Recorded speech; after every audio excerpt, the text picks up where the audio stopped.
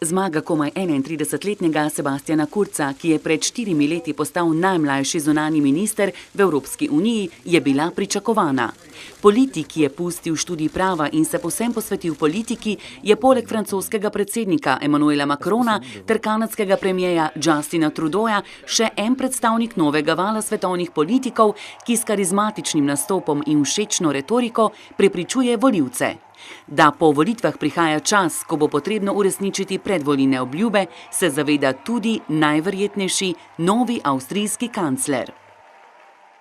Wir haben heute von den Wählerinnen und Wählern eine sehr große Verantwortung übertragen bekommen. Wir sollten uns alle dieser Verantwortung bewusst sein und wir sollten uns auch bewusst sein, dass viele Menschen große Hoffnungen in unsere Bewegung setzen.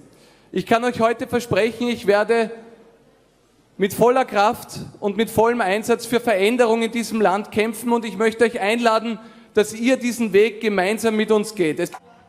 Konzervativni politik, ki je svojo priljubljenost v zadnjem času gradil predvsem na stališču do migracij, pri sestavi vlade ne bo imel povsem prostih rok. Ker v parlamentu nima absolutne večine, bo moral oblikovati trdno koalicijo. Najverjetnejše se zdi sodelovanje s svobodnjaki, čeprav so slednji Kurza pred volitvami obtoževali, da je skopiral njihov program. Jetzt wird man sehen, ob man es ehrlich oder ernst meint, ob man überhaupt bereit ist, mit uns in ehrliche Verhandlungen zu gehen oder nicht. Und ich sage, ihr könnt euch auf eines verlassen. Wir bleiben uns treu, liebe Freunde. Und wir bleiben den Österreichern treu gegenüber. Neopredeljeni sredinski volivci so se na letošnjih volitvah, kot kaže, lažje odločali za desno politično opcijo, saj sta tako ÖVP kot FPO izboljšali rezultate zadnjih parlamentarnih volitev. Obe rezultate interpretirata kot jasno sporočilo državljanov, da si želijo korenitih sprememb. Natürlich überglücklich und vor allem auch überwältigt. Wir haben monatelang versucht, eine Bewegung aufzubauen. Es hat viele gegeben, die gesagt haben, das kann nicht funktionieren, das soll auch gar nicht funktionieren.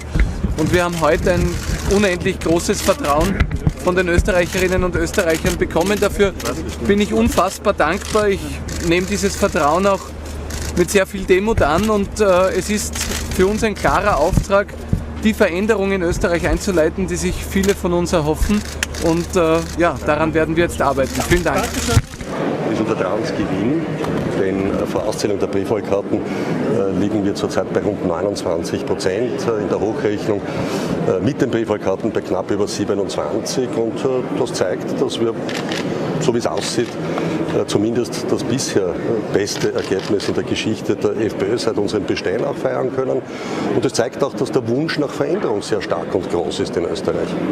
Končni rezultati volitev bodo sicer znani šele v četrtek, ko bodo k preštetim glasovom dodali še tiste, prejete po pošti, a večjih sprememb na vrhu vseeno ne gre več pričakovati.